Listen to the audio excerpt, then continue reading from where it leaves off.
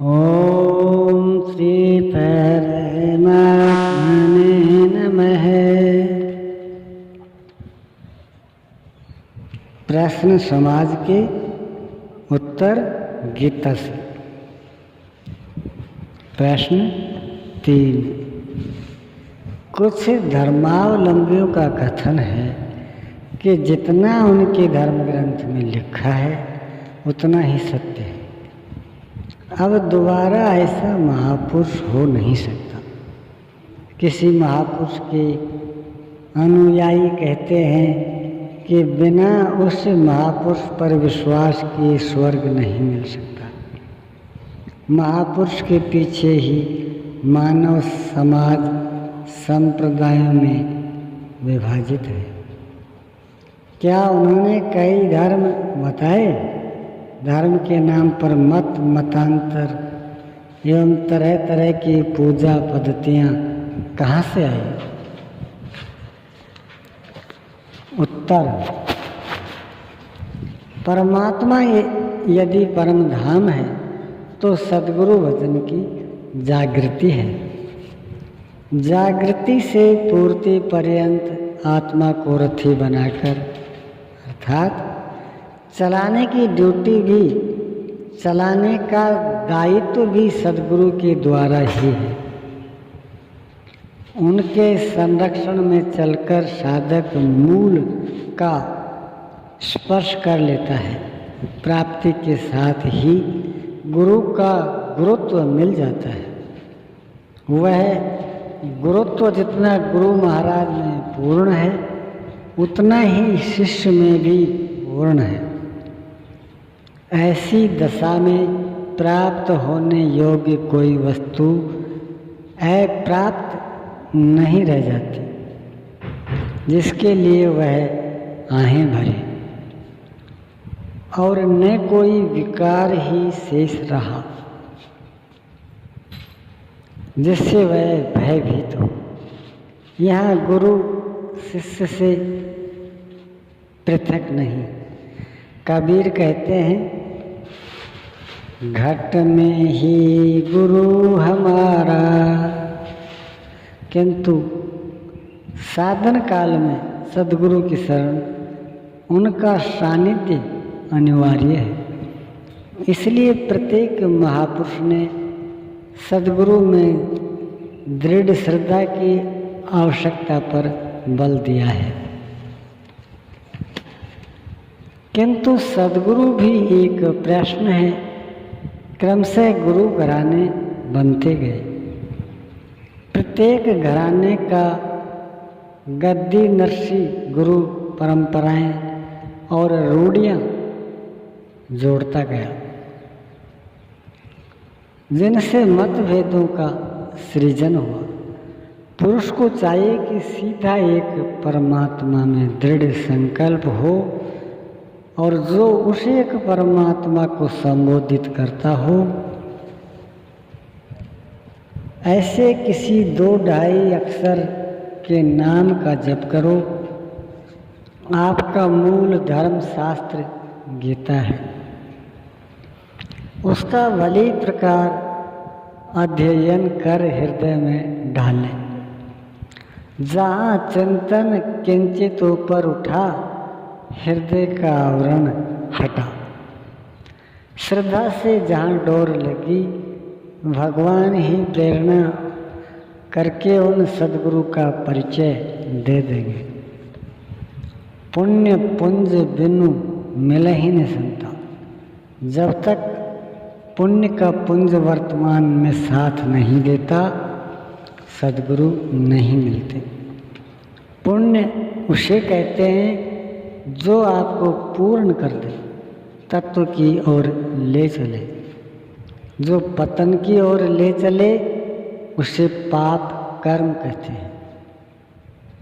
गीतोक्त नियत कर्म का एक नाम पुण्य कर्म है। ये साम त्वन्ते गतं पापम जैनानां पुण्य कर्मणाम्। ते द्वंद्व मोह निर्मुक्ता भजन्ते मां दृढव्रताः।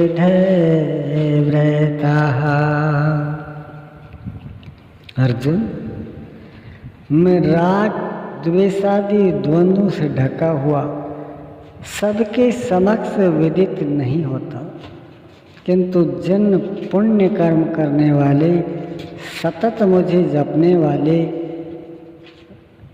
व्रत में दृढ़ रहकर भजने वाले भक्तों के पाप नष्ट हो गए हैं, जिनका मोह से उत्पन्न आवरण नष्ट हो गया है, वे संपूर्ण ब्रह्म को जानते हैं, संपूर्ण कर्म को जानते हैं, संपूर्ण अध्यात्म को जानते हैं, अधियज्ञ सहित मुझे जानते हैं और मुझे जानकर मुझ में समाहित हो जाते हैं। इसके पश्चात उनका पुनर्जन्म नहीं होता। वे सदा रहने वाला जीवन तथा सदा रहने वाली शांति प्राप्त कर लेते हैं। सद्गुरुओं की गद्दी से शिक्षा मिलती है। कहीं प्रवेशिका की शिक्षा है तो कहीं माध्यमिक की।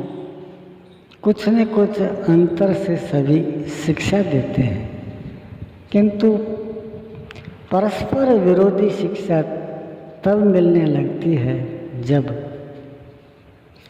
पूरा सद्गुरु ना मिला, मिली न साची सीख, भेष यति का बनाए के घर घर मांगे भीख। आपका प्रश्न है कि धर्म के स्थान पर मत मतांतरों की बाढ़, तरह तरह की पूजा पद्धतियाँ कहाँ से आई?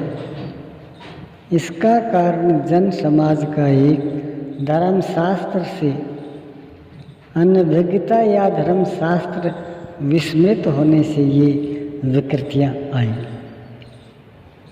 दूसरा कारण भगवान श्री कृष्ण बताते हैं, अर्जुन, आत्मदर्शन की नियत विधि इस निष्काम कर्म योग में निश्चयात्मक क्रिया एक है। तो जो लोग बहुत सी क्रियाएं बताते हैं, क्या वे भजन नहीं करते?